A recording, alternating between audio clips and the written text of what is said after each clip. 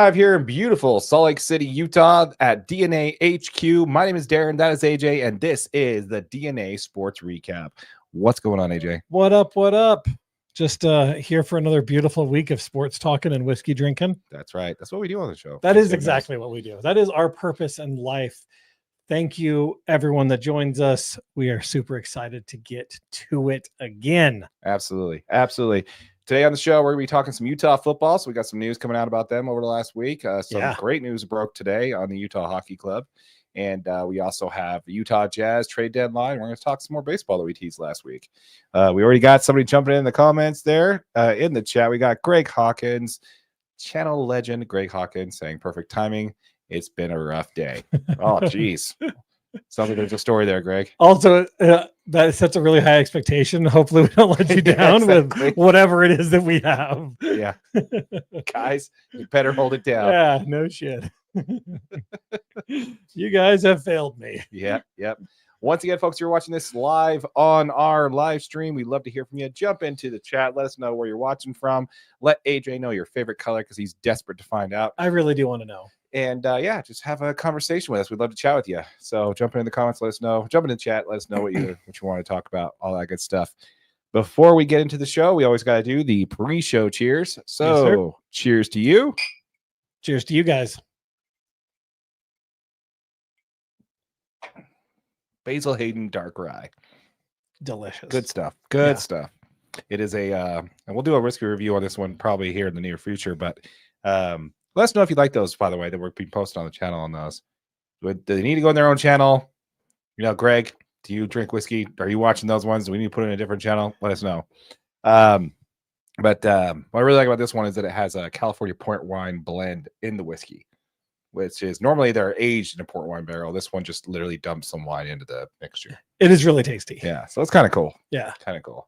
All right, so let's go ahead and jump on into it. You want to jump into the podcast? Yep, let's do it. All right. Hello, Internet. Welcome to the show. Thank you for joining us. The Utah Utes are top of their conference. Let's talk about it.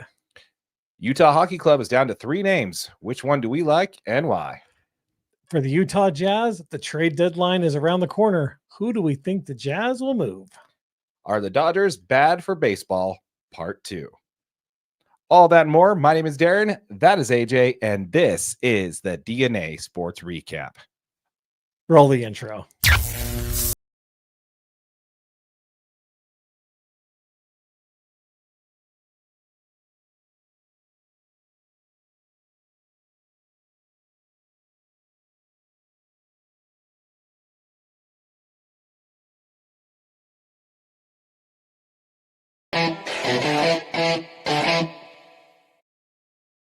How's it going, AJ? I'm doing great, buddy. I'm doing great. I'm excited to get into all this great stuff. Oh, we got comments. Yeah, let's go ahead and jump into that first. Let's go ahead and hit those. Let's start with the first one here. We got Joe Fisher. Is that right? Can I read that from that far? Yeah, that's what it looks like. Yeah, Joe Fisher. Any word on the second logos? Fans can vote on. Heard there are 3. Heard the 3 names. Yes, there are. I've heard the logo.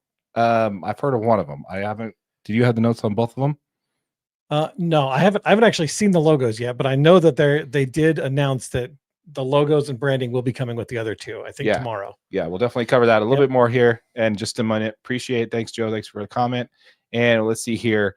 My choice is with Johnny Walker Black on the my choice would generally be Johnny Walker Black on the rocks. Either that or a nice bourbon. I like Bullet. Good call, man. Good call. Have you ever had Bullet? I don't know if I have had Bullet. Yeah, that's pretty good. I've had Bullet. It's usually my go-to when I'm at a bar and I don't really trust what they have back there. I'm just like, just give me some Bullet or maybe a rye. Sometimes they have a Bullet rye. Pretty good. Johnny Walker Black's good. I like Double Black. I almost bought you Double Black. Oh, really? I really did. Nice. I wasn't sure if you'd liked Double Black or not. AJ got me this bottle here. I prefer bourbon over Scotch, but Johnny Walker is a pretty good Scotch. We're actually going to be doing a shoot for a whiskey video that we have featuring a bunch of different Johnny Walkers, and we're going to rank them on which one we like best. So be sure to check out that one for sure. Then we got another comment there from any word even. Yeah, so there's sorry, back on the three names. Yeah, we'll get into that for sure. We'll cover that for sure. Again, if you're watching this on the live stream, please feel free jump into the comments there and chime in with us. We'll get into all that. First, what we're going to do is first on the docket here is we're going to talk some Utah football. Yes. Yes. So it was released here earlier this week by Citrus Sports that Utah has the best odds to win, best odds in the Big 12 Conference of winning a national title at plus 25,000. Citrus Sports is one of the betting houses in Vegas. What does it say for you, AJ? What does it say about you as a Utah fan that solely based off of reputation alone that this team is coming off of one of its first losing seasons in over a decade is still viewed this highly? And do you think it's justified? I mean, absolutely, because it wasn't just that betting site. I mean, ESPN also has them ranked, and they also have them as the top 3 team in the college football playoff next year. And I think it just goes to show you how ridiculously talented this Utah football team is. I mean, it was really rough to watch all of those players going when the transfer portal opened this year. It's like, oh man, we're losing everybody. But we did get back a lot of really talented players on the defensive side of the ball. Obviously, the offensive side of the ball was completely revamped. And I mean, to go into the defensive signings, like, yeah, we lost some really good players. We did get Jackson Jones. He's a defensive tackle from Oregon. The dude's a stud. Lance Holdsclaw, another defensive tackle from Washington. And we've still got some really great players in Lander Barton and Logan Fano that are going to be key parts of this defense that are coming back. I mean, the defense is always good for Utah, right? There's, what is it? Taxes, death, and Utah defense. Like, that's just the 3 things that are guaranteed in life. Mm-hmm. It's just how it works, right? So, but the offensive side of the ball is really where this Utah team is going to be vastly different next year. I mean, it's been completely retooled. Obviously starting at the very top with, Utah has one of the top offensive coordinators in the whole country in Jason Beck. So the guy was highly regarded. He came here because he wanted a chance to show that he belonged in Power 4 football. And, it's funny is next year it'll be Power 5 football again because the Pac-12 will be back. We'll see. We'll see. So, but you obviously, can't call yourself a college powerhouse at a power conference just because you held on the name. Yeah, sorry. You've got to bring some teams with you. You got to prove something first. Yeah. Anyway. So, but yeah, I mean, he brings his quarterback from New Mexico, Devin Dampier. The kid's a stud. He's fantastic. He does a great job molding offenses around his talent versus molding talent into his offenses, mm-hmm. right? So he's going to do a great job continuing to use the talent that he has and putting them in the absolute best situations to be successful. They kind of keep rolling on offense. They get, one of the best transfer running backs in the portal in Washington State. Wayshawn Parker comes in. So this is huge, man. These guys just kind of keep going on the offensive side of the ball and they keep reloading. And it kind of shows you this is a really talented football team that continued to add. And there's a lot of unknowns as far as what are they going to look like. But I think the unknowns are definitely on the high side, not the low side. Yeah, no, I think you've got a good point there. I think that a lot of it, though, does have to kind of just speak to what you said there, the consistency of this Utah football team. The defense is not what hurt them last year. It's the lack of production on the offensive side of the ball, a lack of quarterback continuity. I mean, it was kind of interesting here. I was listening to ESPN 700, Spence Checketts. He does this show called The Drive, and he had Beck on the phone, and he literally, on an interview, and literally just point out blank and said, is Devin Dampier QB1? Without saying it, he did say it. He's like, oh, we're going to bring everybody in. And, he's definitely got an upper hand knowing the playbook and everything. But he's like, it's definitely going to be an opportunity for other, he read off everybody who's in the QB room by their names and said the right things. But he definitely, without saying it, he did say, this team's going to have Devin Dampier as QB1, which for us as a fan base is great because we have PTSD of, not knowing who QB1 is going to be and hoping that QB1 is going to be healthy at the beginning of the year for the last 2 seasons. So I think having that shirt up on that side of the ball and simply not having to rely on your defense to win games is really going to put the Utes in a great position. Now, keep in mind that this is just them. It's not a betting website. It's actually one of the betting odds makers for the betting websites. Right. Absolutely. That did this. It's not just. This isn't them saying, oh, they're going to win the Big 12, right? This is them saying their odds to win a conference championship are the same as anybody else in the anybody else in the conference. The best teams in is the the conference. best Yeah. out of anybody else. Now, keep in mind, it is Kansas State does also have the same odds with Arizona State falling behind at 30,000 plus 30,000 on that. So we're not saying that everybody's saying that this team is going to win the conference. We're saying that as far as the teams in this conference have a chance to win a national title. That's what this article is saying. Right. And Bill Plunkett of the Athletic also did say that he's got them in the college playoff next year. Yeah, absolutely. In the top 12. So there's a lot of buzz around this team. And again, of course, it's way early, but Utah fans, we need some content. So we jumped on this and made sure we wanted to cover it. We want. You know who I think I'm probably most excited for that the Utes have signed? How about Nate Johnson coming back? Dude, that's amazing. Yeah, I'm excited. Because you realize that Nate Johnson is a much faster version of Devin Dampier. The dude runs like a 4.40. Yeah. He's an absolute track athlete. He can throw the ball just as good as Dampier can.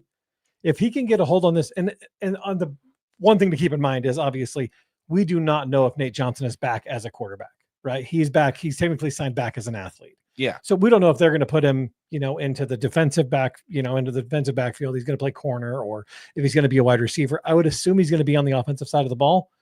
I don't know. If nobody really knows yet. But to have him as a quarterback in a Andy Ludwig offense could be really exciting because this dude can do all the things Devin Dampier can do. Yes. He's very mobile. He's comfortable throwing the ball on these short routes. He's great at running the read option and that kind of stuff too, doesn't he's bigger. Yeah. I mean, he's 6'1", 6'2". Yeah. What I really like about this though, is that it kind of solidifies one of the issues, and we'll talk about we're going to talk about in baseball later. Actually, we talked about it last week. That the Dodgers could not have enough starting pitching, and they made sure this year coming into it with like 9 starting pitchers. Too many starting pitchers. Same thing for the Utes. And when it comes to football, you need to make sure that you have way too many quarterbacks going into camp, into spring ball, into fall camp, because it's just how it is. The Utes are going to have issues at quarterback. It's just how it's going to be. It's just how it's been for the last several years. So it's going to be really interesting to see what happens. I'm looking forward to it. Before we move on, let's go ahead and hit one of these comments here. See, the defensive side is solid, but we have always seemed to give up a third and long plays. Hopefully offense improves. We've had like 8 OCs under Witt, and the offense always looks similar. Yeah, and that's the point. I think that's a very good point. And this is something we talked about in a previous episode when they announced there. And this kind of one of my rants for the episode is that I remember this rant. This has just got to stop. Okay. This whole, we're bringing in a new offensive coordinator. He really likes to throw the ball. He wants to open up the passing game, really spread it out, get the spread offense going. That will really help us open the run game and in the lanes there. It's the same talking point every time we get a new OC in, that they're going to split it up. It's going to be 50-50, and it never is. It's still just the same old Witt, just ground and pound and just try and get the ball up the field. And then when that doesn't work, they run the ball in first, they run the ball in second. Crap, it's now 3rd and long. Let's go ahead and huck it and say, see, that's why the pass game doesn't work. I just never liked that way of doing it. And it's definitely one of those things that I've harped on, that definitely Witt needs to, take off the kid gloves and let their OCs do their job. I think there's a really good chance that this year is the year you see that happen. Yeah, because it's probably his last year, Code Switch last year. I think it's one of his last years, but also I think it helps that you saw Jason Beck bring in players that he had recruited. You know what I mean? Like the Andy Ludwig, we already had Cam Rising on the staff or on the roster when Andy Ludwig came in the second time with him. Like there wasn't a whole bunch of turnover on offensive players, right? Like we had who we had. I mean, it's some of the reason we never got all these really like highly touted wide receivers, because that wasn't the offense we ran, right? We're not Texas A&M. We're not Texas. We're not these high flying SEC or previous Big 12 offenses, right? Mm-hmm. But that's the reason we get good running back talent. We get high end running backs because we push the football. I think seeing some of this change in who we brought in this recruiting cycle does give me a little bit of implication that we could see him actually turn the offense over to Jason Beck, and that would be really refreshing. Yeah, no, I agree, man. I'm looking forward to it. I'm definitely looking forward to it. Hopefully this time there being a change on that side and just, letting the OC do their job, man. It's just kind of why you bring somebody in like that. I don't know why we keep switching offensive coordinators if they're just going to do the same thing over and over again, to Greg's point. Exactly. And if we're not relying on the defense to win games, maybe don't give up those 3rd and longs in the second half of every game. So yeah, especially in brutal moments like they did this year. Yep, we want to hear from you folks. Let us know in the comments down below what you think as far as your Utah Utes being highly ranked coming into the season on the way too early poll rankings for both college football playoff as well as conference. We'd love to hear from you on that. Let us know what you think in the comments down below. If you have not yet, hit that subscribe button. We're giving away the first $500 that we earn in AdSense revenue back to y'all. So if you have not yet, hit that subscribe button, hit that notification bell so you don't miss out on that giveaway, and smash that like button for your boy AJ. Boom, I appreciate it. All right, let's go ahead and pivot on over and talk a little bit about your Utah Hockey Club, shall we? Yep, let's do it. All right.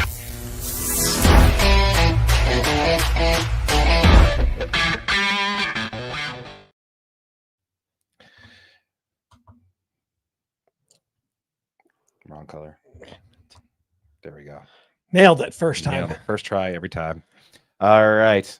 Once again, folks, for those of you who have not, before we jump into the content, folks, we do want to tell you that a little bit about our new channel, Utah Hockey DNA. This is a channel that we've launched specifically for our Utah Hockey Club. The channel will be linked in the description below. All of our Utah hockey content will be posted here first. If you have not yet, check out that channel, hit that subscribe button. We're giving away a sweet Utah Hockey Club jersey, so make sure that you are subscribed to the channel. Once we hit 1,000 subscribers, we're going to be giving that away. Yep, and make sure you guys go down, look into our merch. There's a sweet hoodie, t-shirts with this logo on it. Heck yeah, man. Heck yeah. So back to the Utah Hockey Club. Let's jump into that. Yeah. So we were going to talk about something else, but let's just jump into the main topic of the day that came out today. And that was, it was announced today that they are pivoting away from Yeti or Yetis as the team name at the next 4 home games. So this is the thing that came out. So if you're attending one of the home games over the next 4 games, you can have the opportunity, nay, the privilege to vote on the final 3 options for your Utah Hockey Club. Option 1, Utah Hockey Club. Option 2, Utah Mammoth. Option 3, Utah Wasatch. Now, the third option is meant to be a replacement of Yeti, which allows the team to still have the Yeti mascot, which is, according to reps from the SEC, will be known as the SEG. Sorry, SEG. Sorry, autocorrect. Thank you very much for making me use so much college football content that corrected on me. SEG rep saying that the Yeti's name, have you heard this? No. The Yeti's name is Mountain Defender. Mountain Defender. Yeah. So this was a statement that the team said in a statement here. We have engaged with Yeti coolers extensively. The NHL has also helped us engage with them. At the end of the day, the trademark that allows us to print Yeti or Yetis on clothing without coexisting agreement we would not be able to print that. So basically what we said last week is kind of exactly, see, this is my problem. See, you and I were both way off on last week. You thought like this was a golden opportunity for them to work with Yeti to kind of figure that out. They met with Yeti. They said, yeah, no, thanks. And then Yeti's like hard pass. Yeah. And then I'm like, this is just part of the process. They know what they're doing. They're just going through the motions. The fact that they put in Wasatch here shows me that they have absolutely no clue what they're doing. Wasatch is a terrible name. Yeah. Nobody's voting for that. No, absolutely not. If Nobody's voting for that. If you go to one of these games and vote for Wasatch, I want you to immediately go to the drinking fountain and attempt to just cover your face in water because you are wrong. Exactly. We got first comment here from that Greg Hawkins. I hate it. I hate it. Mammoth is the play, gents. Yeah, agreed. Unfortunately, for me, I'm still hung up on this, man. I think the name should be the Utah Hockey Club. Like, I don't know why it's so. We've got we've got other sports that do that. You got the different companies that call themselves, different teams that call themselves soccer team or the soccer club, or like, what's so wrong with the Utah Hockey Club? I dig the color vibe. I dig the logo. I dig how they're doing that. You can still have a Yeti as your mascot. You can do whatever you want there, but there's nothing wrong with that name. However, I do like Mammoth, and you know why? Why? It's singular. Mammoth is singular. It is not plural. Like, yeah. So anyway, let's go ahead and hit another one of these comments here. We've got, I like Mammoth, but Wasatch, they don't have to change a thing, sounds like. Exactly. We'll get into that a little bit. Ryan Smith clearly hates Outlaw or Blizzard. Probably has a similar issue with Yeti. He wanted Yeti. Honestly, I think that he is taking the path of least resistance. I think that he is going after whatever. He's not going to have to put any effort in on trademarks. Greg, come on, man. I just read it. This isn't Europe, Darren. We need a mascot. Thank you. I actually totally agree. We got to have something. Utah Hockey Club's not bad, but we got to have something here. Oh, I'm sorry. Is the Utah where's the name Bear for the Utah Jazz? Well, he's like the most iconic NBA mascots out there. He's a Jazz Bear, though. He's the Jazz Bear, right? We couldn't figure out a way to make like another. He's also the Utah Hockey Club's mascot currently. For now, I just think, I don't know. I think it's a little ridiculous. Anyway, man, what's your take on all this, man? What are you thinking here? I think Utah Hockey Club was a great interim name, but there's something missing. I'm going to go to a hockey club game. What hockey club? Like which hockey club? A Utah Hockey Club. Yeah. Well, what's a Real? But if you're in Salt Lake and you say I'm going to a Real game, everyone knows you're going to a soccer game. Yeah. If you're going to a hockey game, no one's going to the Grizzlies anymore. But the thing is like at all levels, it's just hockey and a club. Okay? That's true. It could be anybody. You know what I mean? Like, yeah, they're just hockey club. You need a name. You need, like, I'm going to a Jazz game. I'm going to even if you say I'm going to a Grizzlies game, everyone knows damn well where you're going. Go to a Bees game. You know where you're going. Bees, exact. All sports, you know where you're heading. Yeah. So basically, if you're attending any home games in the next 4 home games, there's going to be kiosks where you're going to be able to vote. No, you won't. On one of these 3 names. You will get the idea that you're allowed to vote, but it's going to be Mammoth. It's going to be pre-selected. This was, once they realized that they were going to get pushed back, they've already pre-selected the name, and it's going to be what it is. They're using this whole fan voting thing as kind of a gimmick. I honestly don't think if everybody went in there and everybody voted for Wasatch, I guarantee you it wouldn't be Wasatch. Like if everybody went in there and voted Mammoth, I'm just glad Caribou's not on the list. I just see the point. Caribou an option? It was more of an option than Wasatch. It at least was on the list of the last 20. Yeah, absolutely. So this is kind of this is kind of where I'm going to leave it with the Utah Hockey Club when it comes to this, is that this is just further proof that SEG has absolutely no idea what they're doing once they got their hands on this franchise. This team did something that was amazing. They somehow within 4 months turned around a team, bought a team, got it here, got everything squared away, and made it happen, and fully fleshed out an entire franchise in 4 months. Well, guess what? In 6 months since then, you have proven that you have absolutely no clue what you're doing. You don't have a team name locked down. You're now waiting until they're like less than half the season left, and we don't know what the name's going to be. Are you kidding me? And we're having another fan vote, and it's only for the people who are attending home games. They're claiming there's going to be over 15,000 per home game. There's not going to be 15,000 people at these home games. This team is exactly at 49 points right now, which is exactly the same amount of points they had last year as the Coyotes at this time. So we're not showing an improvement on the ice. We're not showing improvement off the ice. This is just, for me, showing how just really kind of up in the air that this franchise has been since they've been acquired by SCG. I had it in my head last week that it made sense because there was a trademark issue and they were just going to be part of the process.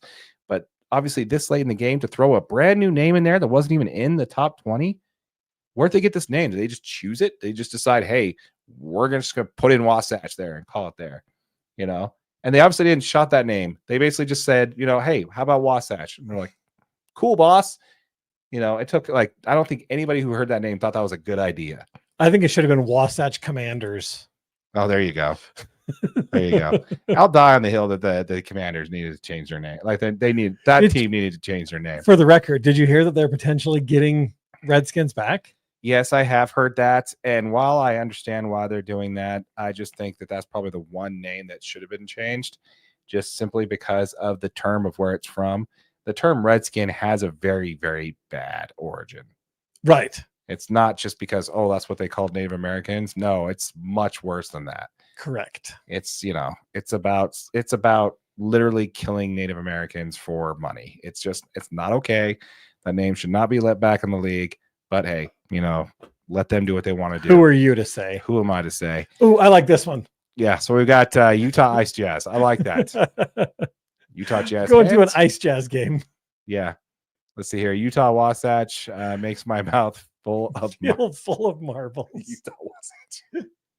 That's great. What that? That is great. That is great. Ryan Smith is Robber Baron. I think it says Robber Baron. Okay. I can't see from that far away, The screen is very far. Just so you guys know, it's a very small screen and it's across the room. It's a decent sized monitor for a desk. 24? Don't size judge my 27? monitor. I can't tell. It's 24 or 27, but it's like it's back a mile away. It's back there. But yeah, so I don't know, man. As far as it comes to the two, to Joe's question there, when it comes to the two mascots there, I know one of them is going to be the mascot logo is going to be either a Yeti. I've heard that it's either going to be a Yeti itself or a type of storm that looks like a. So they're supposed to announce what the actual branding looks like, right? I'm pretty sure in the coming days the branding's actually coming. So my question to you is if the branding, we know what Utah Hockey Club looks like, right? Utah, it's the color scheme. The color scheme's not changing. If the Wasatch has a better branding, would you pick Wasatch just because the branding's better, or would you choose Mammoth just because you like the name? I will choose Mammoth just because it's singular. Just because it's singular. I gotta get that off the screen. I'm gonna pick Mammoth just simply because it's better than I think Wasatch is terrible. I don't think anybody's gonna like it. And I'm also going to say that Utah Hockey Club is not a name that everybody wants to keep. It's what the name should be, in my opinion, but apparently I'm in the minority there. And I do think because we're not in Europe. Because Mammoth, I think, just makes more sense. It's plural. It's a singular entity, like the Kraken, like well, if you're gonna have a mythical creature, it should be singular. The Vegas Golden Knights is plural. Well, I don't think a mammoth is a mythical creature. They existed. No, they don't exist now. That's only for a couple more years. Did you hear that they're trying to bring back a mammoth? Yeah, it won't be an actual mammoth, but it'll be a version of one. Yeah, which is really cool. But that's a completely different show. Completely different topic. Let us know if you guys want to start us doing the DNA cryptic, cryptic animal review. Cryptic animal review. Cryptic podcast. I actually love that idea though. You know what I mean? Like cool. We're just gonna talk about all kinds of silliness. You guys tune in and listen to us and tell us we're wrong. Oh, that's a very good point. Greg did mention mammoths were at least native in Utah. So that's very true. Exactly. So, way to be a history buff there, Greg. I appreciate that. But yeah, I don't know, man. When it comes to it, I just think this more evidence that this franchise is basically repeating the same mistakes that they have with the previous franchise, and I'm definitely not looking forward to not the same mistakes though. They at least have an arena and the funding to build an arena, and they got it all. Yeah, it's really nice of this company to swindle the taxpayers out of $1 billion so they could build a new stadium for two franchises that are not in the playoff picture. Dude, what's $1 billion between friends? You know what I mean? I'm just saying, man. We'll talk more about this when we talk about in the next segment there. But we'd love to hear from you folks in the comments down below. Which one are you picking? Let us know. Is it the Utah Mammoth? Is it the Utah Hockey Club? Or is it the Utah Wasatch with a mouthful of marbles? We'd love to hear from you on that. Let us know what you think in the comments down below. As a reminder, we did just launch our channel, Utah Hockey DNA. This is a channel specifically for all your Utah hockey content. We're going to be posting all that here first. So make sure you subscribe to this channel. A link to that channel will be down below if you're watching this on our main channel, DNA Sports Recap. Make sure you check us out over there. Yep. Make sure you check that merch. That's right. Great hoodie down below. Check it out. All right. So let's go ahead and pivot on over and talk a little bit about your Utah Jazz.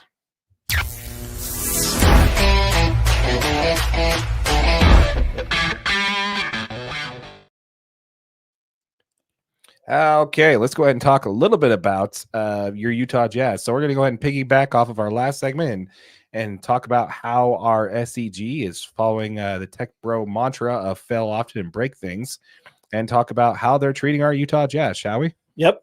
All right. No laughs on that intro. I thought you were going to. Well, it hurts my soul, Darren. Okay. It hurts my soul because SEG, I had so much faith in Ryan Smith. I did too. I honestly really did. I thought we were moving on from the whole coaches first mentality. We were running, and kind of getting away from that old school. Let's have the same coach for 50 years. And, because let's just face it, man, we've had coaches that have been here forever that didn't get the job done, and other franchises that turn and burn and try new things do get stuff done. And when your team is owned by a tech bro, you would expect them to try new things. And it seems like we haven't done that. So yeah. Anyway, I'm going to save my rant for what that is at the end. We'll just kind of talk a little bit about this here. We do have a comment from Greg Hawkins. It warms my heart that the Utahns are opening their eyes to Ryan Smith. Well, Greg, I'm not sure exactly how long you've been watching, but I want you to know that we were definitely on the Ryan Smith bandwagon at some point. Yeah. Okay. We were like, woo, Ryan Smith's the man. He's going to lead us to the promised land, which is championships upon championships and teams upon teams. He's going to team up with the Larry H. Miller group. They're going to get us a baseball team. God, I hope not. He did buy into the Real Salt Lake. I think he owns Real Salt Lake. Yeah, he bought into the ownership for that. He's a major owner in that. He also owns the Monarchs. And he owns the Jazz and the hockey club. Also, who's the female team? The female soccer team. Those are the Monarchs. No, the Monarchs is the RSL sub team. Oh, I'm sorry. They are the Royals? Utah Royals. That's what it is. Yeah. Yep. See all that stuff. Yeah, Royals. Thanks, Greg. Appreciate it. Thanks for the confirmation there. Greg got her back there. I'm glad someone does. Yeah. We were struggling. So when he changed the Jazz colors to that highlighter yellow, that's when I knew. Yeah, exactly, man. That's kind of my point here. Like, hey, I'm going to take $1 billion of your money. This is not your dad's Jazz team. We're going to get rid of the purple and the green. And what's really funny is the immediate backpedal. Yeah. Back to mountain purple. Right back to the purple. Yeah. Sorry, guys. Yeah. I made a mistake. Anyway, so actually, you know what? I'm going to finish this. I'm going to finish this rant on this one. This team has been owned by the SEG group for 5 years now. Yeah. Going on 5 years. And at best, being nice, you could say their reviews are mixed. Oh, yeah. Being very nice. Being nice. Yeah. It's mixed. This team has done absolutely nothing when it comes to the ownership group has done absolutely nothing when it comes to any type of continuity to a game plan on what they're doing. They've tried to get big name free agents in here. They failed. They tried to get big name trades. They failed at that too. They can't even tank well enough to get a decent draft pick. When it comes to this team, and they're not going to try and sell the franchise on the fact that, hey, we're in year one of a rebuild by doing things that you and I both bought into. Putting the Jazz back on K-Jazz, we thought that was a great idea. Good thing to do there. Did not sign a deal with the Regional Sport Network group and just did the SEG streaming app. Love that idea as well. Yeah. These are all solid things that he did. Changing the name back to the Delta Center, again, banking on nostalgia, and then the whole $5, $3 concession thing just to get people to show back up at games. He's doing all the right things for a guy who's running a losing team. And he's doing the right things that are going to keep Jazz fans, dedicated Jazz fans, following this team. Yeah, at least remotely engaged. Absolutely. However, I think all of that is to mask what's actually going on here when it comes to that. And I just think over the last 5 years, he's done absolutely nothing to prove that he has any direction for either one of the franchises that he acquired. The only thing that I'm showing that he's proved that he has direction on is the fact that he wants to be a commercial developer, and owning 2 sports teams downtown is a great way to secure yourself $1 billion of taxpayer money and give yourself control of multiple blocks of a downtown area to develop yourself. I mean, it's definitely a great place to start if you are looking to be a commercial developer, is owning an arena that you can easily convince a city council that you need a little bit more because you're going to make it a development. Mm-hmm. I don't know. I guess I don't think that Ryan Smith is doing all the wrong things quite yet, right? But I think that we are getting borderline where it's starting to teeter-totter, right? Like you said, he has done a lot of good things that I really did as a Jazz fan. It was great to watch. But it's getting to a point now where it's starting to be like, okay, we got to come out of the rebuild at some point, right? Since you took over, we've been rebuilding. And I get it takes 3-4 years to come out of one, but like we haven't even got a top 10 pick yet. No. Oh, I'm sorry. Technically, we have 2 top 10 picks, but we haven't got a generational talent out of any of these picks yet, right? None of these guys are world changing, like just that's just, we haven't found that guy yet. Yeah, and we're definitely getting into that. That's one of my last things we're going to talk about when we talk about the trade. We'll get into that. I just want to kind of solidify that while I do hold out hope for this, but this is definitely a team that sold off all of its best assets for a rebuild, for a quick rebuild that we just haven't seen yet. I think if the team just comes out with a solid game plan that we can obviously see, all this would be quickly turned around. We're definitely not the first ones to say this. Maybe we're the first ones to say it on camera out loud to the internet, but we're definitely echoing a lot of fan sentiment when it comes to the Utah Jazz. My old man called me the other day and said, when you lose and your coach goes out there and to the press and says, well, I think they did a great job. I think they played really hard. They didn't give up. They gave it their best effort, and that's all I can really ask for them. He said that was the most depressing thing I ever heard when it come out of a coach. He's like, Sloan would have never said anything like that. Well, but that's because he is in his position for a reason. And the fact is he is very much aware that his job is to lose. I mean, it's the reason we're starting Isaiah Collier in this situation, right? I think is he the most talented player on the roster? Absolutely not. I think he understands the reason why they gave him a contract extension is because they don't expect him to win now. I do think it's really hard for him to accept the lose because I don't think that that's the type of coach he is. 100%. I don't think that's the coach he is. Will Hardy, because the thing is I think Will Hardy's doing a great job coaching this team for exactly what they are, right? He's coaching these guys up too good, probably. The fact is in all these seasons, they're winning too many games. Yeah. But I just think that if that's the sentiment of people who are familiar with former Jazz regimes and how this team used to be, that's not what you want to hear out of your head coach. And I think that's going to be risking the situation where you're going to push those fans out. Anyway, so moving on from that, let's go ahead and, well, hang on a second. We got another one here. Let's see here. We've got a comment there from Greg Hawkins. Smith is getting everything correct in terms of fan experience, but you're right. He needs to prove himself as a winning owner. Absolutely. And then the next one that we got there, he seems to be more concerned about building an apartment complex on South Temple right now, but fans would really like him to field a competitive team. Yes. Yeah. Oh my gosh. No truer words have ever been spoken. That's a better way of saying what we just said there. I actually much prefer the way you said it there, Greg. We're going to quote you that. That is going to stay in the final video. That exactly is going to be in there for sure. So anyway, with trade deadline less than 2 weeks away, it's time that we start talking about which players are most likely to be traded by your Utah Jazz. Disclaimer, this is not the players that we want to be traded, John Collins. These are the players that we think might be traded. So let's go ahead and talk about our annual tradition. That seems to be something we talk about every year, just like the holidays, just like, birthdays and everything, is let's talk about the Jazz potentially trading JC. Every year. Like clockwork. But there's a bunch of reasons why. I mean, this dude's a bona fide scorer. He's a former 6th man of the year. He's going to have the ability to help any team that immediately needs scoring. As far as we know, he's been relatively healthy this year. All of his injuries have been during very times where it's quite obvious the Jazz are not trying to win and JC scores too much. He does have maybe not a team-friendly contract, but he's not killing anybody. I mean, he is under contract through 25-26 for like 14.285. So he's not killing anybody with his contract. It's very movable. It's only one more year. JC is going to be able to help somebody. But the team that's interested in him is who? Have you heard any of the rumors?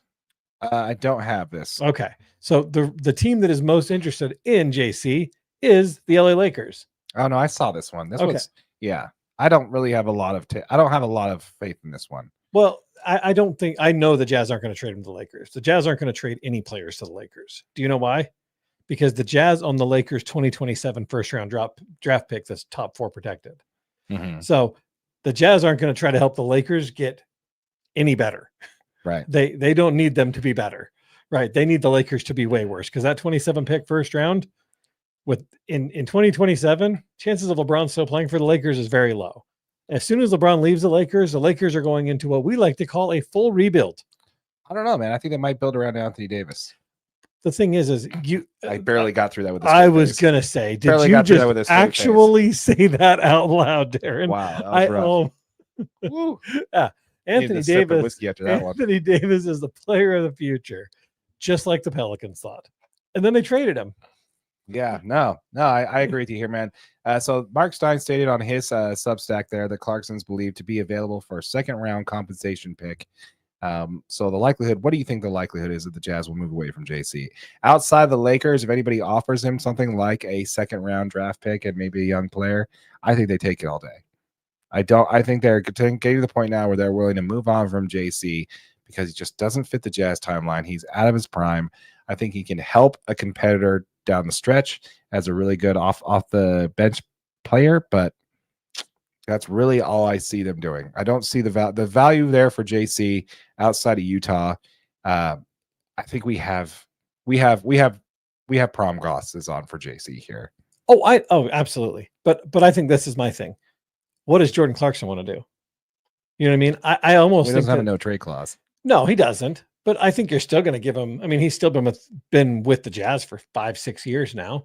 And the fact is if there's a team like Washington who's losing even more games, right, is willing to, and I guess they're not going to. I guess my point is like if there's somebody that's in a similar situation to Utah, where he's going to go there, help them win a few more games. Maybe they're not trying to tank as bad as Utah is.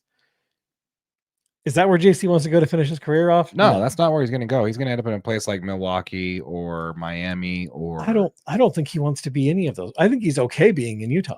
Oh, I think he's definitely okay with being in Utah, but it's not his choice. Well, I get that, but the fact is there's still a salary floor that Utah has to hit. It's the reason that we signed that we gave guys like what's his name a stupid $10 million contract last year. Yeah, that's the reason why John Collins is still on this team. There's a salary floor, and if you move some of these guys, you've got to bring in sub-level players again. You know what I mean? Like it doesn't make sense. You at least know what you have with these guys. Yeah, it wouldn't be a contract dump for sure. But I honestly don't think that the reason why I think that Jordan Clarkson does not get moved is because his value on the market is a second round draft pick. And the Jazz just value him higher than that, and no team is going to be able to give more than that. So I think he's going to stay where he is with the Utah Jazz until at least the offseason. I agree. Let's go ahead and pivot on over to the next person here. There's a lot of rumors around the Lakers still being interested in Walker Kessler. However, the Jazz are not wanting to part ways with him. So what do you think it's going to take from the Lakers to get Walker Kessler? 2 firsts. 2 firsts? I don't even think the Lakers have 2 firsts. They do. I mean, if they have them, they're way out, right? Yeah, they do. They have 2 first-round picks. I think they have a 2029 first-round pick, and I believe 31. There's another one. Yeah, I think there's a 31. Or am I thinking of Golden State? Someone has a. Okay, I think it's 2 firsts or some ridiculous package to get Kessler. The Lakers aren't going to give it up because Kessler is still rolling the dice on it. And also, back to my point from the Jordan Clarkson trade, the Jazz are going to do nothing to make the LA Lakers any better, especially with a young, talented player like Walker Kessler that could be someone you're potentially building a franchise around. Kessler makes them better for years to come, and he makes that 2027 Lakers first rounder much more invaluable. Yeah, but I think at this point, if I'm a Jazz fan, I don't want to see them still trying to get draft picks in 2027, man. Well, you don't, but that's the thing is you're going to get a 2027 pick. Hopefully the Jazz are competing at that point. This is the Lakers first round pick. Oh, yeah. So you're hoping the Lakers are terrible and you're still drafting in the first round. So Rui Hachimura, a first round draft pick, and what's his name? What's the other guy? Vanderbilt for Walker Kessler. Are you doing it? Maybe. I wouldn't. I think that I like Rui Hachimura a lot, though. I think Walker Kessler has the ability to be. he is already a top 10 defending center in the league. He's a top 5 defending center. Yeah, top Yeah. 10 center period in the league, top 5 defending center. So I'll go with you on that. Yeah. But the problem is this is why I think they should consider it. The Jazz don't have a number one guy yet. We don't. So unless they are all in, putting all their chips on Coop or AJ, being dominant, having those two guys being dominant right out of the gates, which they probably can be. Walker Kessler needs to be paid after next season. Oh yeah. So you're going to be going into another season where you have a max contract on the finisher. Yeah, but then you've got Kessler for one more year. So he's under contract through 26. Yeah, then he becomes a free agent after that year. Right. Restricted free agent. But Collins' contract's off after that. Yes, but my point is that you're going to have 2 possibly max contracts on one team. And the way the new CBA works is you can't go out and get another star player, right, or a player that's worth any value that you're going to put around a rookie star player. And just if they don't have, unless they're planning on getting Coop or AJ, you can't afford to pay Walker Kessler and Laurie at the same time. Right. You have to make a decision. Unless they are fully confident they're going to get one of those guys, they might want to listen to offers on Walker Kessler. I don't think they do it. I think Walker Kessler is too valuable to this team. I think they realize where he's going to be at, and it just makes too much sense for me to have them, for this team to not do that. I don't know. What do you think? I mean, I think you nailed it. I think at this point, the Jazz see Kessler as a piece moving forward. That's all there is to it. They're not going to move him. If the only have people offering anything substantial is the Lakers, I think you're right. I don't think they're going to trade with them on that. The next one we have up that I've heard a lot of chatter on is Golden State Warriors trying to inquire on John Collins. I mentioned this on a previous episode. They are in need of a three-pointer who is great in the three-point shooter who's great in the pick and roll and can get rebounds. That is Collins. He is owed $26 million this season and $26 million next season. It would take a lot for the Jazz coming back in order for them to make that work, but Golden State has made it known in the press a lot lately that they are not willing to mortgage their future in order to chase one more ring. That's coming directly from Steph and directly from Draymond. But that, to me, is a load of crock, man. Like, if you have 2 more years of Steph left, why would you not go all in on what you can to get one more ring out of this run with one of the all-time greats? Screw the future. You can rebuild out of trades. You can make trades to get trade picks back. Do what you can, man. Try and get these guys at least one more ring before you write them off in the sense, or else it's basically Steph's going to be Kobe at the end of his career and basically putting up 60 points on a team that's not even sniffing the playoffs. Yeah, I mean, the fact is Steph Curry is a hands down first ballot Hall of Famer who still has a lot left in the tank. He can still lead this team to winning championships. If they think that John Collins fills that need, regardless of what your future looks like, you go in now. Right. Once Steph's gone, that's when you start the rebuild. Yeah. You know what I mean? Like, you do whatever it takes to keep Steph winning right now, because you're never going to have one of those again. I agree. 100% agree on that. Do you got anybody on the trade rumors? No, that's on it. Sexton? I mean, I got some stuff on. I mean, I have Sexton on here, right? But I think the thing is there's going to be a ton of calls on Sexton. Tons of calls. He's been arguably the best player on this team for the last 2 years. You know what I mean? Like, realistically, he's been the most consistent. I'd still say Larry Markin. Larry is, right? But Colin, I think, is he's right up there with him. He's the best asset, I think. He's been huge, right? And he's been consistent. He's been there. He's been healthy. He's been that guy for the Jazz. The only time he's not playing is when they're sitting him for a reason. He's not actually hurt. So I think it makes sense to sign Colin to an extension more than it does to trade him, though. Right? You're going to have, with the Collins contract coming off, you're going to be able to front load his contract. He's on the same timeline as Laurie. I don't know if I see the Jazz moving on from Sexton, because he is making a ton of progress. He's a great defensive player. He plays with a high motor. He plays really well next to Larry Markkinen. And the fact is, when we get some more shooting in this team, Colin is going to be even better. Nice. I like it. That's my thoughts. I like it. Before we wrap this up, I do want to take a quick note and mention the fact that we do have our own channel for your Utah Jazz content called Utah Jazz DNA. It is a channel specifically for your Utah Jazz content.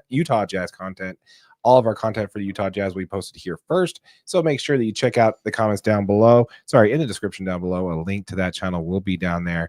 Be sure to check it out. That's where all your Jazz stuff will be. Make sure you check out the store. We got Darren's brand new Hot Rod Hundley shirt. It's posted. It's live. No kidding. Go get you one. Absolutely. Okay. And check it out, because if you're a Jazz fan, an OG Jazz fan, and you don't get that, you not an OG Jazz fan. I'm just saying.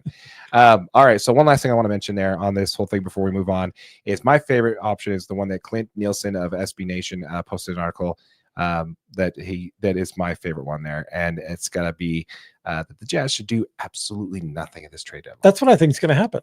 They shouldn't do anything. When was the last time the Jazz were actually a threat for an NBA title? 1998. Yeah, 90s. Exactly. And why is that? Because they had 2 future Hall of Famers. They had a top 5 player in the league. He says top 3. Carmelo was a top 3. I say, even if the Jazz had a top 5 player, they'd be in the same. Yeah, absolutely. But the Jazz do not have a top 5 player on this team. They have not since the 90s. You can say what you want about, Darren Williams. You can say what you want about Carlos Boozer. You can say what you want about Donovan Mitchell and Rudy Gobert. Neither one of those were top 5 players in this league. 2 top 20 players, though. Yeah, I'd argue that they could be, even one of them could be a top 10. Yeah. But you don't have a top 5 player in this league on this team. And that's going to be the number one reason. Until the Jazz have that, they're just not going to be a contender for the NBA championship. This team is young. This team has a lot of talent that they just need to kind of stick with and see what happens, see what we get out of the draft this year, and then kind of just make a direction and go all the way one way or the other next season. Just go with it. Finally go with it, right? Give us something. Give us something to root for sure. All right. So anything else you have? That's it. All right, let's go ahead and pivot on over and talk a little bit. Before we do that, let's go ahead and do the outro for that. Once again, folks, thank you all for watching this. No, that's not what we want to do. If you have not yet, hit that subscribe button on this channel. We just earned wait, is that for DNA? That's not for DNA. Darren doesn't know where we're at. I don't know where we're at. Let us know in the comments down below what you think about the Utah Jazz trade deadline. Are you on the same spot where we are, where we think the Jazz shouldn't do anything this trade deadline? Hold pat and see what we got and go into the offseason. Let us know what you think in the comments down below. We would love to hear from you. Absolutely. As a reminder, this channel did just hit 1,000 subscribers. If you have not yet subscribed to the channel, we're giving the first $500 that we earn in AdSense revenue back to y'all. So if you have not yet, hit that subscribe button, hit that notification bell so you don't miss out on that giveaway. All right, before we pivot on. Let's see here. Bye all. Good to see you, Thanks, Joe. Appreciate it.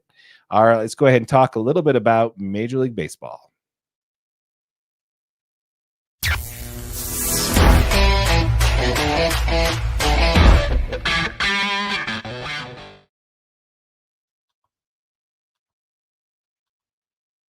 Wait for it. I passed it, then I had to go back. I thought we were going for green for Major League Baseball. Oh, is that what we did? The grass, Could be worse, could be better. Who knows? This is great podcast content, by the way. For those of you listening, appreciate you dealing with the pauses there. Yeah. Well, there should be a clicking noise. That's me changing the lights for the YouTube video. Yes, if you guys are hearing that, we're changing the lights. Yeah. So if you are listening on the podcast, give us a rate review. We'd love to hear from you. Please do. We'd love to see some engagement on that side. Let us know if there's something more we can be doing on that side. Let us know. We'd love to hear from you on that. And again, if you're watching this, if you're listening on the podcast, be sure to check us out. We do a live stream every Wednesday night, 7:30-ish, depending on work schedules, etc. Yeah. And be sure to join us on the live stream or check us out on YouTube after the live stream. All right, so let's go ahead and talk about baseball. Do you want to do the intro on this one? No, I want you to. I'm opinionated on this. Okay, perfect. Okay, so we did a subject last week where we were going to talk about this, but I wanted to dive in a little bit more deeper. Actually, you wanted to dive in a little bit more deeper on this, and then we will cover it this week. So the episode that we teased last week is, are the Dodgers bad for baseball? That's the subject we're going to be talking about today. And again, folks, we'd love to hear from you.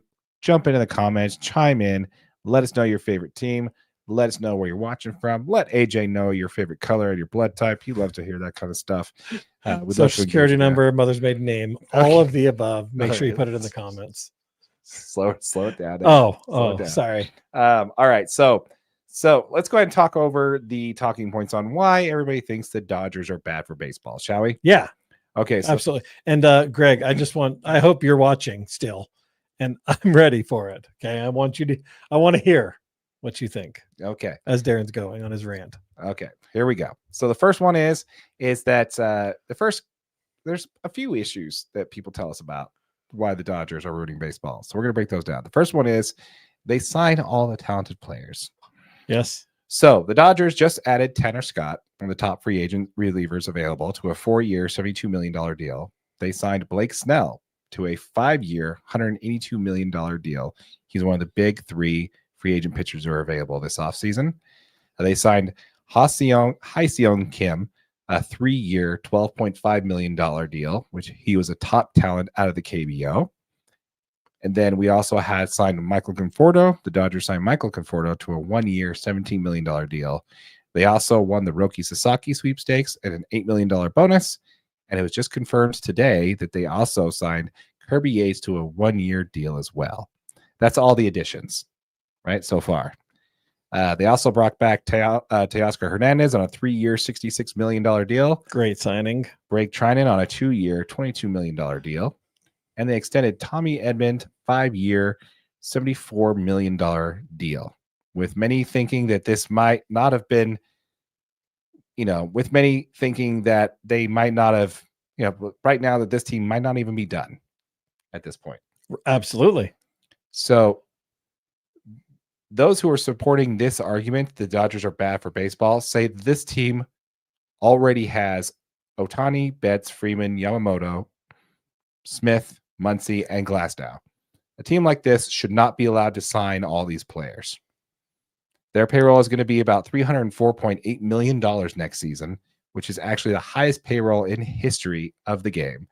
And not one of them, and nobody's going to be close to them, right? Which is actually not true.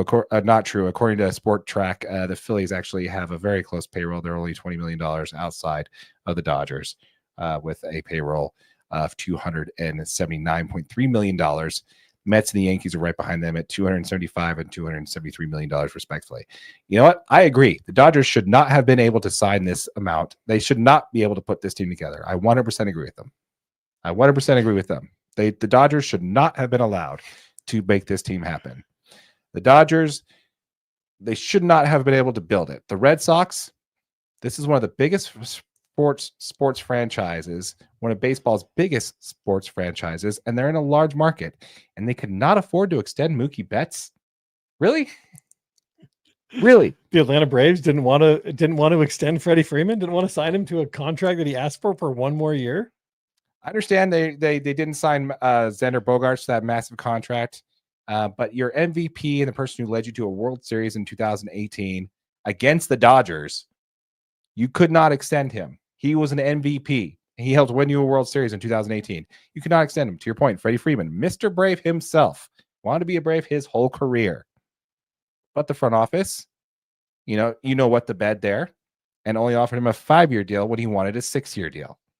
So there's some back and forth there, and due to the lockout, things got messy. But the truth is, he should have never made it to free agency in the first place. Freddie Freeman should have never been a free agent. He wanted 6 years. You just give him 6 years.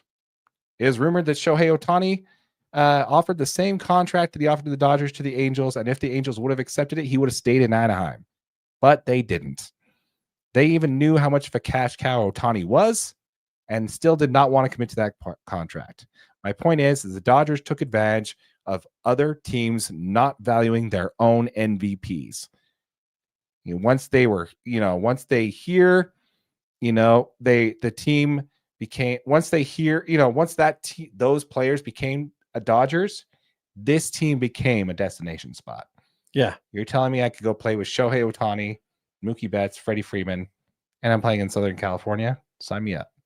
Really kind of hard to argue that, right? What's your take on that? I mean, I think you absolutely nailed it. I mean, I think teams continue to let players walk away, and that's costing them drastically over and over again. I don't know. I mean, Well, you're a Braves fan. You knew exactly what happened with the whole Freddie Freeman thing. How ridiculous was it that a team that is one of the top 10 franchises in baseball did not want to give Freddie Freeman one more year, Yeah. I mean, especially after what he did last playoffs. And has just continued to do it. I'm kind of at a loss. I'm kind of at a loss because, I mean, you're absolutely right. The fact is like so many teams have just let great players walk.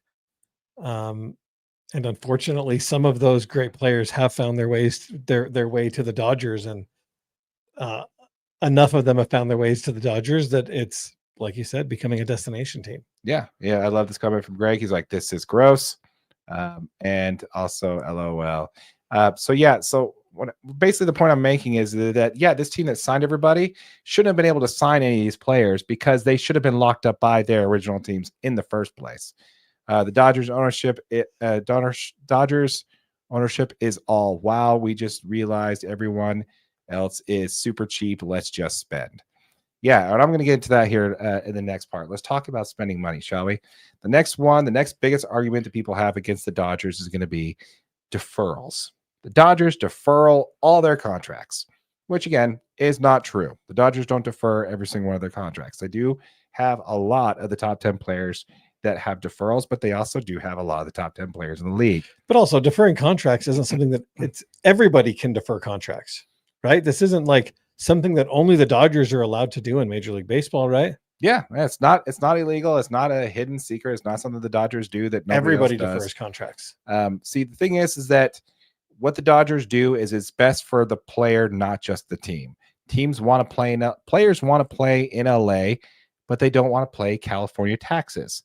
So if the Dodgers defer money so they can save the player money, then that's a win-win for both the player and the team, right? So that's something that's going to be quite common. Let me break down some stuff here for you, then we'll get into the comments. Deferrals are very common in baseball. This is not anything new. This is not something just the Dodgers do. Rafael Devers from the Boston Red Sox deferred $75 million of his contract. Chris Sale, Boston Red Sox, deferred $50 million of his contract. The Red Sox are still going to be paying him in 2030. Christian Yelich of the Milwaukee Brewers, $28 million in deferred contracts. Francisco Lindor, New York Mets, $50 million of his contract is deferred. Nolan Arenado, St. Louis Cardinals, $50 million of his contract is deferred. Steven Strasburg of the Washington Nationals, I know he's not playing right now, but his contract is worth mentioning. $80 million of his contract is deferred. And this is not, that what makes it even better is there was a signing done by the Toronto Blue Jays, right? Yeah. Toronto Blue Jays actually got somebody to sign for them. I mean, they're not the bridesmaid this time. They got Anthony Santander to sign from him, 5 years, $92 million. Guess what? $62 million of that contract is deferred. So not only are they not the only ones doing it, it is a lot more common than you think. Right. And it's been happening for a long time. I mean, Ken Griffey Jr., Major League since obviously Ken Griffey Jr. If you've ever watched a baseball game, you're aware. But I mean, in 2009, that deal included $57.5 million in deferred payments at 4% interest beginning in 2009. Did not know the interest rate. He got interest. Absolutely. Heck yeah, man. So in each year since, the Reds have paid Griffey $3.593 million, and next year, it says next year, I'm not sure. This was a 23 article. So end of 24 is his final year of payments from the Cincinnati Reds. Yeah, I heard in 2023 he was the 5th highest paid player on the team. $4 million a year, which is insane. So it's not uncommon. And we always talked about with the Mets, they deferred Scherzer and Verlander's contract. Yeah. You know, and even then the Mets paid a bulk of that up front to get those players moved. So the deferral thing, it's not really just a Dodgers thing. And it's just the fact that they're getting a lot of the new talented players and they're playing in California. They don't want to spend all that money in sales tax. They're just deferring the money to save the players more money. That's all that is. Also, Bobby Bonilla. Have you seen the Bobby Bonilla contract? Yeah, dude. He's got 2 more years left on that? 2035. Oh, wow. So there's another His 10 contract years. goes to 2035 is what it says. Yeah. For those of you who don't know, the Mets contract, Bobby Bonilla Day, every July 1st, Bobby Bonilla gets $1 million for the Mets. 1.193248 and 20 cents. Yeah. How long has he not been playing? It's been a while. A long time. It doesn't say on here, but yeah, It's been a while. July 1st, every July 1st from 2011 to 2035, when Bonilla will be 72, which included a negotiated 8% interest. 8% interest. Good gosh. All right. Now, the last thing that I want to there's actually two things, but one of the last main points here is that they win all the time and it's not fair, right? That's the other argument that we hear a lot.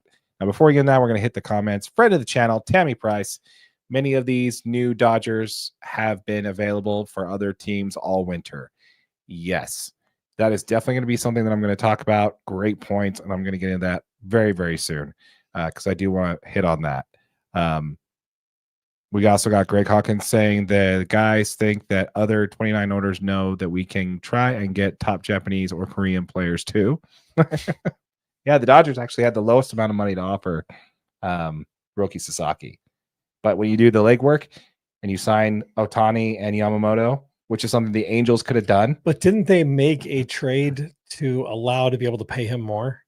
I've read something that like they made a trade to get him up to $8 million. Okay, yeah, they made the trade to give him up to 8. Okay, yeah, but all the other teams had 6 plus, possibly more, right? Because the Dodgers didn't have as much international signing bonus.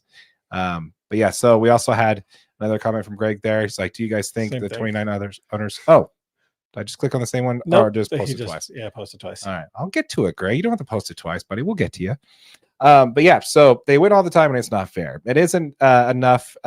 There isn't enough parity in the league. That's the other argument that we have. You know, the Dodgers, top five expensive teams in the league, make it to the playoffs every year, right? Blah blah blah blah. I hear all that. So the last time they were back-to-back World Series champions was the Yankees when they won 3 straight from 1998 to 2000. And this is where you know, I'm going to borrow a little bit from an article that I read that talked a lot about this on The Athletic. Ken Rosenthal, he had a great article that he talked about. It's called "The Dodgers Have Become Baseball's Evil Empire, and All Teams Should Compete with the Same Zeal." He mentions here on his article there that it's bad for baseball because top 5 teams in payroll make the playoffs every year. Well, the 5 highest teams, the 5th highest team payroll won last year. So the Dodgers were only number 5 in the top 5, and they're the ones who won the World Series last year. 2 teams out of the top 5 won the World Series the previous year, the Texas Rangers and the Arizona Diamondbacks. People say the league needs a cap and look to the NFL to say, you know, here's a league with great parity that has a salary cap. That's the way that Major League Baseball should go. Well, I have something I got to tell you. It's been 16 straight years where the conference title game has either had Patrick Mahomes or Tom Brady in it. 16 straight years. That's AJ. The parity that we need to compare it to. 16 straight years where either Patrick Mahomes or Tom Brady have been in a conference championship, which basically means the Chiefs or the Patriots have been in a conference championship game every year for the last 16 straight years. Wow, man. Wow. I would think one of them is actually the Buccaneers, but you get my point. Actually, I think Patrick Mahomes was in a championship games that year too. But anyway, probably both. But anyway, so my point is that it doesn't matter if you have a cap or not. Talented players are going to find a way to join forces. And that's something that Ken Rosenthal posted in his article there. Be sure to check it out. We'll link to that article down below.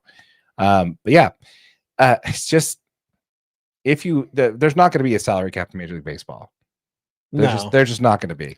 And even if there was, you know, you'd have to have a salary floor too. Yeah, but also all you're going to see is just deferrals getting stretched out even longer, because that's all you have to do is just defer the contracts out. Oh yeah, instead of a 10-year contract, it's a 20-year contract. And it just becomes the standard. Yeah. And none of these guys are complaining about it. They're still getting paid $160 million or whatever. It's just going to come to them over, you know what I mean? Like, these guys aren't like, well, I'd really like that up front. Right. No. You know what I mean? Nobody cares. They're going to be millionaires the rest of their lives. Like, right. At certain points, yeah, especially in baseball, after you hit free agency, you've already made your money in arbitration. Yeah. Baseball, I mean, you haven't made all your money, but you made decent money in arbitration. At that point, you're about, okay, I want to I want to have a good contract, but I want to go where I want to win. And that gets to my next point. Everybody wants to play for the Dodgers now. Why shouldn't you? Let me ask you that, AJ. You're a star pitcher. You're just finally a free agent. You were top 5 in Cy Young as a right-handed pitcher. You got a wicked splitter, and there are 5 teams all vying for you. The team that drafted you, 2 other teams on the East Coast. You know, the Mariners want you. You're never going to consider them. But the Dodgers come up and offer you $5 million less than everybody else. Where are you going? I'm going to the team that offered me the most money, especially because I don't think the Dodgers have a spot on their roster for me. How's that feel, Darren? Where are they going to put me? Huh? Am I going to sit on the back of the bench? If the Dodgers offer you a contract that is $5 million less than everybody else's contract, if they offered it to me right now, I would probably take it. But so let's say, okay, let's do it this way. Okay. The Mariners offered you a contract. The Texas Rangers offered you a contract. The Yankees offered you a contract, and the Phillies all offered you a contract. It's all $20 million a year for 3 years. So you're earning $60 million. Sorry. Yeah. $60 million. The Dodgers came in and offered you $55 million for the same contract with a $30 million signing bonus, where it's a $30 million that is paid in a signing bonus. Where are you going? I mean, I like winning. So I don't know. I mean, right now, the problem the Dodgers have is they don't have any roster spots open. Okay. They just don't. So you can only put so much talent on one roster. Keep in mind, they will sign you as a starting pitcher. Like, you will get your starts, and you're already getting your money, so it doesn't matter. Yeah. You're getting a contract. Where are you going? Dodgers. Exactly. You're going to a team that's going to develop you as a better player. Yep. They're going to help you. They're going to help you. They have the best development when it comes to pitching. Ish. Some teams have a really good one too. You're going to play in Southern California. Great weather. You're going to get your money up front. Probably going to get some deferrals. And you're going to probably be in the best chance you're going to have to win a World Series every year. At least for the next 5. At least for the next 5 years. Yeah. So why wouldn't you go there? I mean, if you guys got a reason, please tell me. I don't know. The next argument I have on here is that that people are saying the Dodgers payroll is bigger than the 5 bottom teams payrolls combined. And this is my point. The Dodgers also, it goes back to my first point. The Dodgers should never have been able to sign these players to these contracts. You know why? There's no reason why Teoscar Hernandez shouldn't have been a $100 million a year player. There's no reason why Blake Snell shouldn't have gotten $200 million a year, a $200 million contract. There is no reason, justifiable reason, why these teams were available for the Dodgers to be like, oh, okay, you know what? We need another starting pitcher. Blake Snell, let's offer you this contract. That's more money than anyone else is offering you. Okay, great. Come here. Tanner Scott, we need a left-handed reliever badly. You know, Dodgers are getting a bunch of crap for filling holes they have. They needed the pitcher, right? So they go out and get a pitcher. They go out and get a relief arm. They're filling the holes they have in their roster, and they're getting dunked on for it. The problem is not with the Dodgers. The problem is the rest of the owners in Major League Baseball are sitting on their luxury tax money, which the Dodgers paid $120 million of this year. By the way, that $304 million payroll the Dodgers have this year, you know how much that's costing the Dodgers? I'm assuming not much, because we talked about their TV deal originally, and it's like, well, no. That salary, that payroll they have is going to cost them $608 million this year. Oh, okay. Because with luxury taxes, yeah. So the Dodgers are paying in luxury taxes more than the bottom 5 teams are paying in payroll. So these teams are going to be sitting on $70 to $120 million in payroll. $70 to $120 million they're going to get in just free money because the Dodgers are spending what they're spending. The Mets are spending what they're spending. The Phillies are spending what they're spending. And they're not going to sign anybody. They're barely even going to try. And then they're going to put out a menial product. And they're just trying to use their team to make money, not trying to increase their value. Guess what? If you win, the value of your team goes up. If you just tank, the value of your team stays the same. And you're just hoping on the rest of the league to prop you up. As far as an investor and an owner, what are you trying to do more importantly? So this is not a shot on the Dodgers as being bad for baseball. What this is proving that, yes, the Dodgers have far and away a great advantage, that they are a team that are in Southern California, the best TV deal in baseball. They own the Japanese market now. That was all by design. This is the team that had money, that didn't sit on it, that reinvested in their team, and are putting a product out there that is going to make them more money and also make their team more valuable. That's why they're able to spend $100 million renovating the stadium just to make their home and away clubhouses better. And they're not spending a dime in public money to do that. That's why the Dodgers are not bad for baseball. Boom. Well, you had enough good points there, and I didn't have any points. So solid research there, AJ. Solid research. I wasn't. I mean, I agree with you because my thing is I don't think the Dodgers are bad for baseball. I think this is a prime opportunity for other teams to step up their game. If any, use the Dodgers as, you know what I mean, as the standard, and go out there and offer players contracts and defer their contracts and go find international players and then use those international players to recruit other talented players from that country.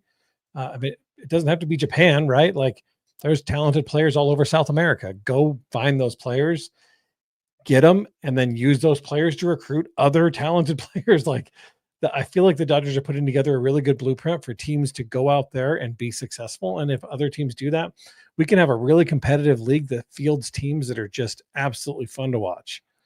Unfortunately, that hasn't been happening. No. Right? Like, teams are just not spending money, and they're rather than going out there and doing what it takes to win, they're just going out there and criticizing the Dodgers are doing what it takes to win. And that's my issue. I agree with you. 100% agree with you. It'd be really hard to argue that point. Just as a final note here to our friend Cam Newton out there, who says that baseball is a dying sport. MLB has reported that it hit record revenue this year, $12.1 billion in 2024. Do you know how much the WNBA made in 2024? I don't. $200 million. That's pretty good. Watch out, MLB. Watch out. The WNBA is on its way. Dying sport. Watch out. Baseball's a dying sport. Keep wearing those funny hats, though, dude. Keep wearing those funny hats. All right. So we have some comments here that we want to talk that we want to make sure that we hit. Where are we at here, right? You're down. Tammy Price.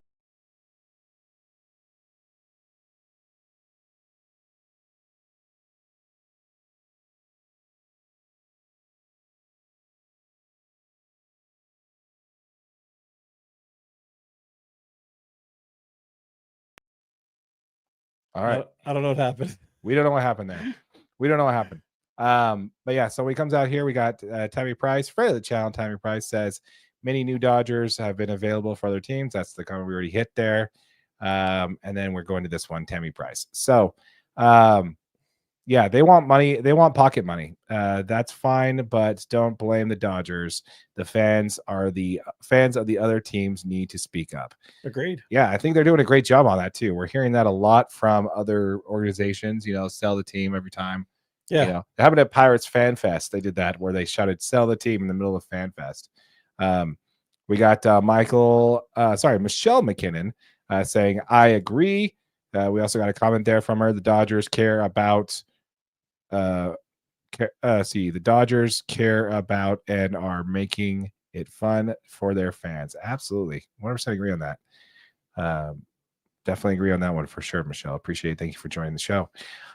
So yeah, when it comes to that, man, that's just kind of what I want to hit on there. Are the Dodgers bad for baseball? No, all the Dodgers are doing is just showing you what a team who have access to. They're just basically showing the blueprint for what a team can do with their profit instead of just sitting on it and putting it in their back pocket, how they can build a team, make it better, and improve on their investment. I agree. I mean, I'm not a fan. I mean, I'm not a Dodgers fan, but I know that if my Braves started going out there and getting some teams, getting some guys and deferring contracts, and it could be a lot different. Yeah, definitely could. It definitely could. On that point there, we did want to mention there that the funny thing about that is that there has been no team that has gone back-to-back in World Series wins since 2000. So it's been over 20 years, 25 years now since the team has won back-to-back. This might be the first year, possibly, but that's why we still play the season. And the odds are that the Dodgers are not going to be the team that wins the World Series this year. So we'll see if that money that they spent actually ends up winning them. But yeah. With that said, folks, appreciate you. Thank you all for tuning into this episode of the DNA Sports Recap. If you have not yet, make sure you hit that subscribe button, hit that notification bell. This channel did just hit 1,000 subscribers, so we're giving the first $500 that we earn in AdSense revenue back to y'all. So if you have not yet, hit that subscribe button, hit that notification bell so you don't miss out on that giveaway. Yep, and if you're watching on YouTube on one of our short videos, just know this is available as a podcast, wherever you get your audio. Make sure you rate it, review it. We appreciate all your guys' engagement on that one. With all that said, my name is Darren. That is AJ. And this has been an episode of the DNA Sports Recap. Till next time.